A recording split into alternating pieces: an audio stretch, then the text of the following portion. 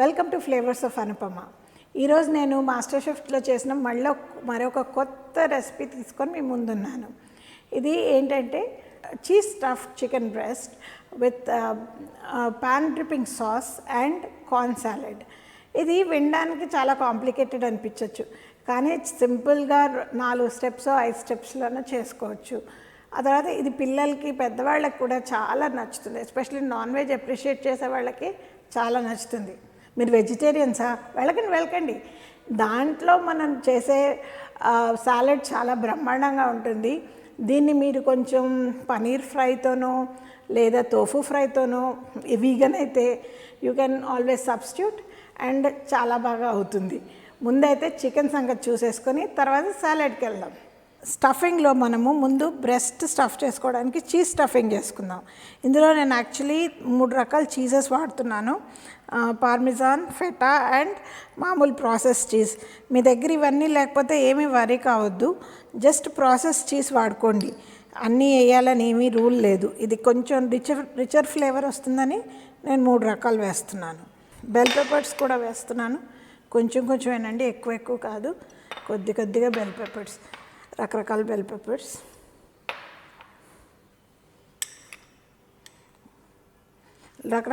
Peppers. ఆ తర్వాత ఇదేమో థైమ్, ఇది ఆర్గానో, పాస్లే, ఈ 3 వేసి నేను దీన్ని కొంచెం కలుపుతున్నాను. మీకు ఇవన్నీ ఇంట్లో లేకపోతే సింపుల్గా పెప్పర్, సాల్ట్ చూసుకొని వేసుకోండి. ఎందుకంటే చీజ్లో సాల్ట్ ఉంటుంది కాబట్టి సాల్ట్ చూసుకొని వేసుకోండి. ఇవే వేసుకోండి. ఇంతకన్నా మీకు కొద్దిగా పెప్పర్ వేస్తున్నాను, ఉత్త పెప్పర్ వేసుకోండి, ఏమీ పర్వాలేదు. లేదా మన ఇంట్లో ఉన్న కొంచెం కొత్తిమీర కోసేసుకున్నా కూడా బాగానే ఉంటుంది, కొత్తిమీర పుదీనా. ఇందులో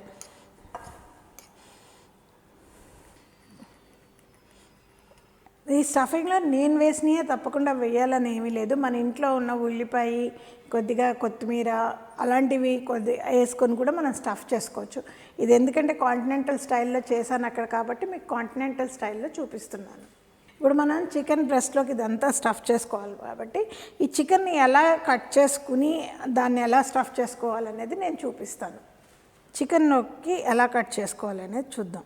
ఇక్కడ ఈ పాయింట్ ఉంటుంది కదా, అది తీసుకుని చాకు ఇలా దూరిస్తే మనకి చక్కగా పాకెట్ లాగా అవుతుంది. ఈ పాకెట్ని మనం యూజ్ చేసుకోబోతున్నాం చికెన్ బ్రెస్ట్ స్టఫ్ చేసుకోవడానికి. మనము కొద్దిగా కట్టించాక ఏలు పెట్టుకొని కొద్దిగా ఇలా అనుకున్నాం అనుకోండి, అప్పుడు దానికి కొంచెం మనకి పాకెట్ పెద్దగా అవుతుంది. దీంట్లో స్టఫింగ్ ఎక్కువ పెట్టుకోవడానికి కూడా వీలవుతుంది. నెక్స్ట్ స్టఫింగ్ పెట్టుకుందాం.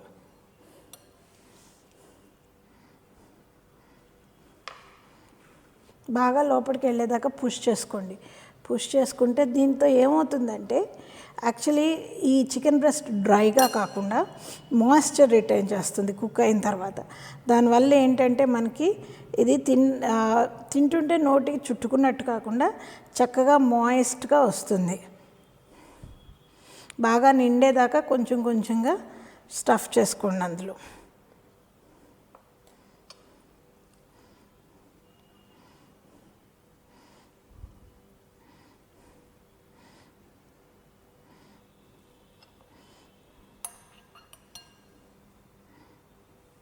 దీంతో మన చికెన్ స్టఫింగ్ అయిపోయినట్టే. ఇప్పుడు బయట చికెన్ కూడా మనకి సీజనింగ్ కావాలి, అందుకని దానికోసం దాని మీద కొద్దిగా మిరియాల పొడి, కొంచెం ఉప్పు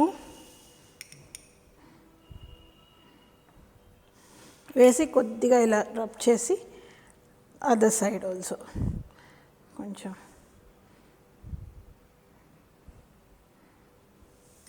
మరి ఉప్పు కొంచెం చూసుకొని వేసుకోండి. ఎందుకంటే మనకి చీజ్లో ఉప్పు ఉంటుంది కాబట్టి కొద్దిగా చూసుకొని వేసుకోండి. మరీ ఎక్కువ వేసుకుంటే ఉప్పు కషాయం అయిపోతుంది.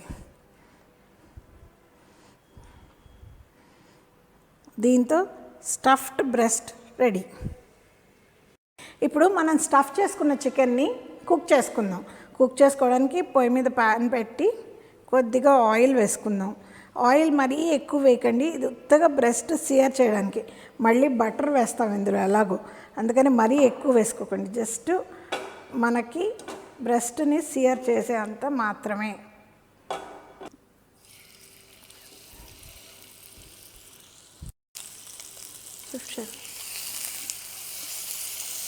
కొద్దిగా అలా రంగు మారిన తర్వాత దాన్ని మలుచుకోండి. దాన్ని ఈ సియర్ అయిన ఈ ప్యాన్లో కొంచెం బటర్ కూడా వేస్తున్నాను. బటర్ కొంచెం ఎక్కువే వేస్తున్నాను, ఎందుకంటే ఈ బటర్తో మనకి సాస్ కూడా అవుతుంది. ఈ బటర్ సాస్లో కొద్దిగా ఇవి రావడానికి కొంచెం టైం పాస్లే వేస్తున్నాను, so that we get that taste for it. 2 cloves garlic crush చేసి కూడా వేస్తున్నాను. ఇదే దీన్ని పాన్ ఫ్రైయింగ్ అంటారు చికెన్ని. ఇప్పుడు ఏంటంటే ఆ బటర్ సాస్ ఏదో ఉందో, పాన్ డ్రిప్పింగ్స్ అంటారు లేదా బటర్ సాస్ అంటారు దీంతో నేను నా చికెన్ని బేస్ట్ చేస్తున్నాను. ఇది ఎందుకు చేస్తామంటే దీనివల్ల చికెన్ చక్కగా మన తడారకుండా చక్కగా కుక్ అవుతుంది అనుకుంటాం అన్నమాట మనం. అందుకని ఇది చూడండి, ఇక్కడ కొద్దిగా ఇదిగా ఉంది కదా, దాన్ని కొద్దిగా రాగా ఉంది, సో దాని మీద ఎక్కువ వేస్తాను నేను, so that we get a good sear దాని మీద. అండ్ అది ఉడకాలి, మనకి అన్కుక్ చికెన్ పెట్టకుండా అలాగే డ్రై అయిపోకుండా కుక్ అవ్వాలని చేసే పద్ధతి ఇది.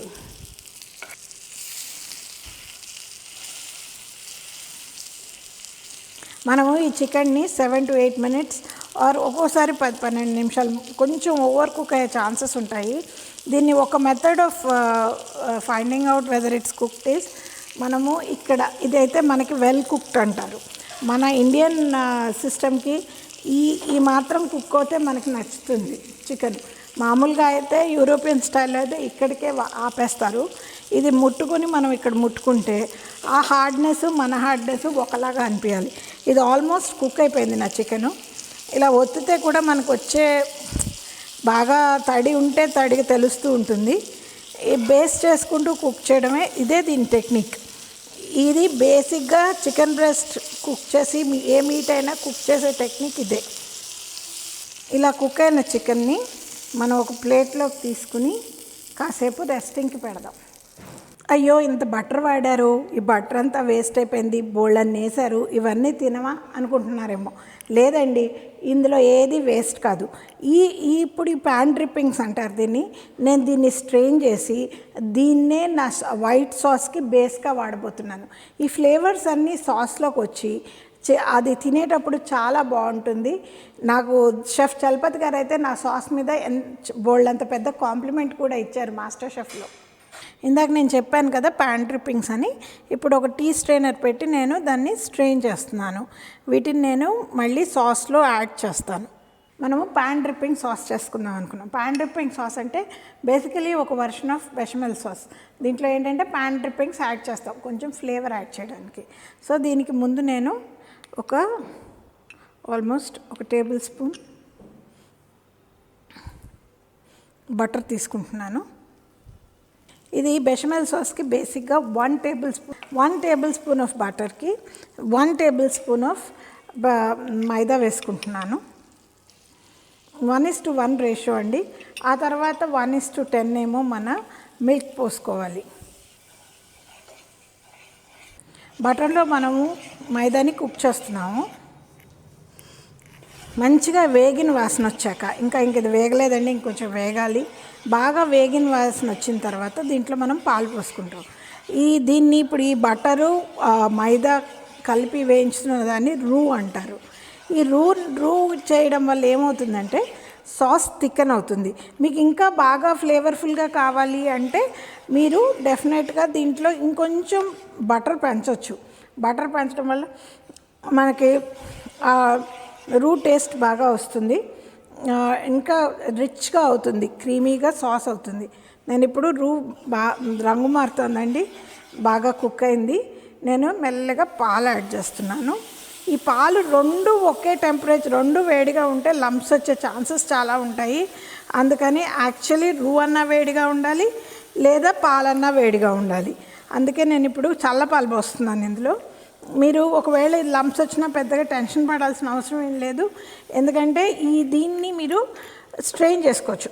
లంపీగా అవుతే మీ సాస్ డెఫినెట్గా స్ట్రెయిన్ చేసుకోవచ్చు మీరు. సాస్ చాలా వరకు అయిపోవడానికి వచ్చిందండి. మనం ఇప్పుడు నేను ఆ స్ట్రెయిన్ చేసిన లిక్విడ్ని యాడ్ చేస్తున్నాను. నేను ఇంకా సీజన్ చేయలేదు ఈ సాస్ని, ఎందుకంటే ఇప్పుడు ఈ స్ట్రెయిన్ చేసిన లిక్విడ్లోనే బోళ్ళంతా ఫ్లేవర్ ఉంటుంది, బోళ్ళంతా ఉప్పు ఉంటుంది. దీంట్లో కొంచెం సీజనింగ్ అవసరం పడేటట్టుందని పెప్పర్, కొద్దిగా సాల్ట్. మీకు కావాలంటే మిగతా స్పైసెస్ కూడా కొంచెం వేసుకోవచ్చు. నేనైతే ఇప్పుడు వేయట్లేదు, ఎందుకంటే నాకు సరిపోయింది. మీ సాస్లో ఒకవేళ మీరు కొద్దిగా మీకు సాసెస్ సరిపోలేదు, సీజనింగ్ సరిపోలేదంటే మిగతా మిక్స్ స్పైసెస్ కూడా వేసుకోవచ్చు. అబ్సల్యూట్లీ ఫైన్, అన్నీ సరిపోయాయి ఇందులో, చాలా బాగుంది. నెక్స్ట్ దీన్ని స్ట్రెయిన్ చేద్దాం. స్ట్రెయిన్ చేస్తే సాస్ చక్కగా స్మూత్గా కన్సిస్టెన్సీ చాలా బాగుంటుంది. నేను ఇందాక ఏ బౌల్లోకి అయితే స్ట్రెయిన్ చేసుకున్నానో ఆ నూనెని, అందులోకే ఇప్పుడు ఈ సాస్ని కూడా స్ట్రెయిన్ చేస్తున్నాను ఇందులో. ఎందుకంటే ఆ ఉన్న కొంచెం ఫ్లేవర్ కూడా పోగొట్టడం ఇష్టం లేదు నాకు, అందుకే నేను గిన్నె కడగకుండా అందులోనే స్ట్రెయిన్ చేస్తున్నాను.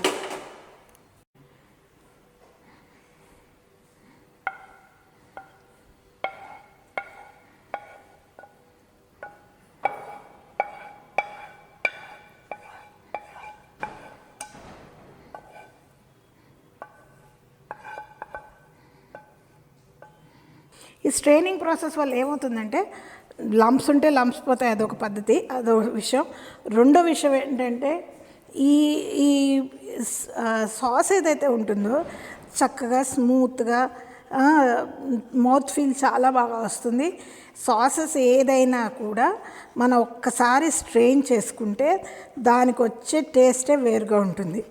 అందుకనే తప్పకుండా ఏ సాస్ అయినా సరే మీరు తప్పకుండా స్ట్రెయిన్ చేయండి. సాసెస్ స్ట్రెయిన్ చేయడం వల్ల మనకి లాభమే కానీ నష్టం అయితే ఉండదు. ఆలివ్ ఆయిలే మెయిన్ ఆయిల్ మనకి డ్రెస్సింగ్కి. కొంచెం ఇది కొద్దిగా ఒక్క పిసరంతా మిగతా ఇంగ్రీడియంట్స్ కన్నా ఒక పిసరంతా ఎక్కువ పడుతుంది. దీంట్లో కొద్దిగా పులుపు రావడానికి వెనిగర్ వేసుకుంటున్నాను. వెనిగర్ మరీ ఎక్కువైపోతే బాగుండదు, అందుకే చాలా జాగ్రత్తగా కొన్ని చుక్కలు మాత్రం వేసుకుంటున్నాను. ఆ తర్వాత నెక్స్ట్ వేసుకుంటుంది మస్టర్డ్.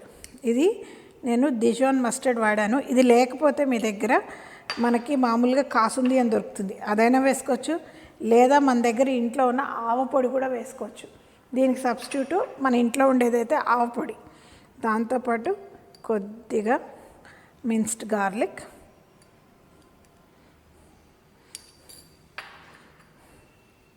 దాంతోపాటు కొంచెం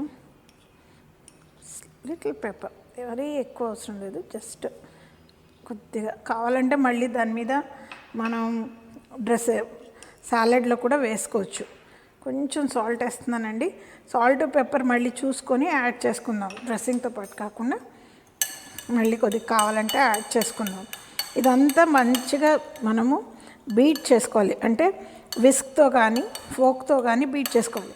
ఎందుకంటే ఇదంతా కలిసి ఎమల్సిఫై అవ్వాలి. ఎమల్సిఫికేషన్ అంటే ఏంటంటే ఉన్న ఇంగ్రీడియంట్స్ అన్నీ ఒకటికొకటి వేరు కాకుండా చక్కగా కలిసిపోవాలి. దీన్ని కొద్దిగా ఇలా స్పూన్తో కన్నా ఫోక్తో కలుపుకుంటే బెటర్గా ఎమల్సిఫై అవుతుంది అనేది నా ఫీలింగ్. మనం విస్క్ పెట్టి కూడా విస్క్ చేసుకోవచ్చు, చిన్న విస్కులు దొరుకుతాయి కదా, దాంతో కూడా చక్కగా ఎమల్సిఫై అవుతుంది. మీకు కొంచెం దీంట్లోకి అవసరం అనిపిస్తే ఒక చుక్క ఆయిల్ వేసుకోవచ్చు. కొంచెం పులుపు ఎక్కువైనట్టు అనిపించింది, అందుకని కొద్దిగా దాన్ని బ్యాలెన్స్ చేయడానికి ఇంకొంచెం హనీ వేశాను. ఈ సలాడ్ డ్రెస్సింగ్ అనేది చాలామంది పెద్ద రాకెట్ సైన్స్ అనుకుంటారు. అసలు అలాంటిది ఏమీ లేదు. సలాడ్ ఈజీగా తినడానికి, మన టేస్ట్ బడ్స్కి నచ్చడానికి మనం ఈ డ్రెస్సింగ్ వేసుకుంటాం. మన టేస్ట్ బడ్స్కి ఎలా నచ్చుతుందో ఆ ఇంగ్రీడియంట్స్ సలాడ్ డ్రెస్సింగ్ చేస్తే సరిపోతుంది. ఇందులో బేసిక్గా ఒక బ్యాలెన్స్ ఆఫ్ ఫ్లేవర్స్ రావాలి, అంటే స్వీటు, మస్టర్డు, తర్వాత మన వెనిగరు, ఆయిలు, ఇవన్నీ కూడా కలిసి మన నాలుక మీదకి వెళ్ళాక it should create a nice sensation. అందుకనే మనం దీన్ని చాలా ఈజీగా చేసుకోవచ్చు. ఇది చేసుకోవడం నేర్చుకుంటే నేను చెప్తున్నానండి, మీరు ఏ సాలడ్ అన్నా, ఎలాంటి సాలడ్ అన్నా చేసుకోవచ్చు. మనకు అందరికీ తెలిసిన లెట్టూస్ ఇది గ్రీన్ లెట్టూస్. ఇది మీ దగ్గర లేకపోతే బాధపడకండి, మామూలుగా మీరు ఏ గ్రీన్ అన్నా వేసుకోవచ్చు. ఆఖరికి పాలకూరాకులు వేసుకున్నా బాగానే ఉంటుంది. ఇదేంటంటే నేను ఈ లెట్టూస్ లీవ్స్ క్రిస్ప్గా ఉండాలని చక్కగా దాన్ని ఐస్ వాటర్లో పెట్టాను. ఇప్పుడు దీన్ని పిండి జస్ట్ ఐఎమ్ చాపింగ్ ఇట్ రఫ్లీ, చేత్తోనే తుంచి బౌల్లో వేసుకుంటున్నాను. ఇది నా ఫిల్లింగ్ అనమాట. ఇదేమవుతుందంటే మనకి సాలడ్కి బేస్ అవుతుంది, బోల్డ్ అంతా ఫైబర్ ఇస్తుంది. నేను యాక్చువల్లీ ఆ రోజు ప్రజెంట్ చేసింది కార్న్ సలాడ్తో. మనకు అయినంత వరకు సలాడ్లో తీసుకోవాల్సిన జాగ్రత్త ఏంటంటే, ఒకసారి వాటిని ప్రెప్ చేయడానికి అఫ్కోర్స్ చేతులు వాడతాం ఎనీవే. ఆ తర్వాత మనము ఎప్పుడైనా సరే అయినంత వరకు స్పూన్స్ కానీ ఫోక్సో ఏదో వాడి దాంతో మనం చేసుకోవడం చాలా బెటర్. ఎందుకంటే ఎక్కువగా చేతులు వేసినా కొద్దీ దాంట్లో మనం కంటామినేషన్కి ఛాన్సెస్ ఉంటాయి, పొట్లు పాడైపోతాయి. అందుకని అయినంత వరకు మనము స్పూన్స్ ఫోక్స్ లాంటివే వాడుకుందాం to mix all these salads. ఇప్పుడు దీంట్లో నేను actually red bell peppers, yellow bell peppers, ఆ తర్వాత లాస్ట్లో గ్రీన్ బెల్ పెప్పర్స్ వేస్తున్నాను. దీని తర్వాత జుకీనీ వేస్తున్నాను. ఈ జుకీనీ అనేది మనకి దొరకపోవచ్చు ఈజీగా, మీరు ఇది లేకపోతే ఏం పర్వాలేదు. ఇది కొంచెం మన కేర్ దోసకాయ కన్నా కొంచెం క్రిస్ప్గా ఉంటుందని ఇది వాడుతున్నాను. మీకు ఒకవేళ ఇది దొరకలేదు అనుకోండి, కేర్ దోసకాయ వేసుకోండి, అది లేకపోయినా పర్వాలేదు. దీనికి మన మెయిన్ సాలడ్ యాక్చువల్లీ మన మెయిన్ ఇంగ్రీడియంట్ కార్న్. సో నాకు కార్న్ టేస్ట్ స్ట్రాంగ్గా రావాలి. ఇందులో ఇంకొంచెం కార్న్ వేస్తున్నాను దీనికి.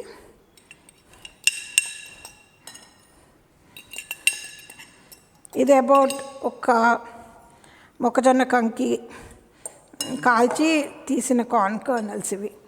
దీంతోపాటు నేను కొన్ని ఫ్రెష్ హర్బ్స్ వేస్తున్నాను. ఫ్రెష్ హర్బ్స్ అంటే ఏం లేదండి, మన పుదీనాను కొత్తిమీర వేస్తున్నాను. And last but not the least, నాకు లక్కీగా ఈ చెర్రీ టమాటోస్ దొరికాయి. సో చెర్రీ టమాటోస్ కూడా వేస్తున్నాను. చెర్రీ టమాటోస్ లేకపోతే మీరు మామూలు టమాటోలని ఇలాగే ముక్కలు కోసుకొని వేసేసుకోవచ్చు, పెద్ద తేడా ఏం పడదు. This is just fancy. దీనిలో ఇప్పుడు నేను ఫైనల్గా నా డ్రెస్సింగ్ వేస్తున్నాను. మీరు చూసారు కదా, నేను పెద్ద ఎక్కువ డ్రెస్సింగ్ ఏం కలపలేదు. ఇది మహా అయితే ఒక 2-3 టేబుల్ స్పూన్స్ కన్నా ఎక్కువ ఉండదు. ఇది సరిపోతుంది మామూలుగా, ఆ గ్రీన్స్ అన్నిటికీ మామూలుగా సరిపోతుంది. ఒకవేళ మీకు తక్కువ పడింది అనుకుంటే ఇంకొంచెం కలుపుకోవచ్చు మనం. ఇదిగోండి, ఒకసారి టేస్ట్ చేసి చూద్దాం సీజనింగ్ ఎలా ఉందో. పర్ఫెక్ట్ అండి. ఇంకా ఇందులో నాకు అవసరమైన ఏమీ కనపట్టలేదు. నెక్స్ట్ మిగిలిందల్లా మనకి ప్లేటింగ్ మాత్రమే. సింపుల్, 1 స్ట్రోక్, అంతకన్నా పెద్ద కష్టపడే పని లేదు. ఇలాంటి టాంగ్స్ తీసుకుని దీంతో అయితే ఈజీగా సాలడ్ని సర్వ్ చేయడం ఈజీ. అందుకని సాలడ్ పెట్టి పక్కన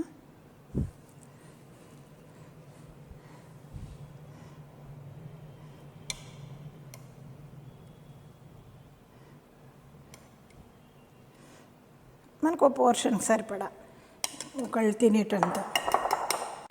ఇప్పుడు మన మోస్ట్ ఇంపార్టెంట్ ఇంగ్రీడియంట్ ఏంటి అంటే మన బ్రెస్ట్.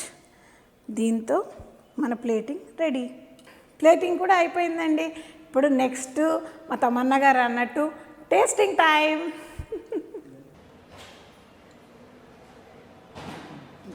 చికెన్ చాలా క్రిస్పీగా మాయిస్ట్గా చాలా బాగుంది. కొంచెం ఎక్కువసేపు కుక్ చేసినా కూడా మాయిశ్చర్ లూజ్ చేయలేదు, ఎందుకంటే దీంట్లో స్టఫింగ్ ఉంది కాబట్టి మాయిశ్చర్ రిటైన్ అయింది. తినడానికి కూడా సీజనింగ్ పర్ఫెక్ట్గా ఉంది. కొంచెం ఈ సాలడ్తో తిని చూద్దాం. సాలడ్తో అయితే అమృతంలాగా ఉంది. Fresh taste with the chicken and sauce చాలా బాగుంది.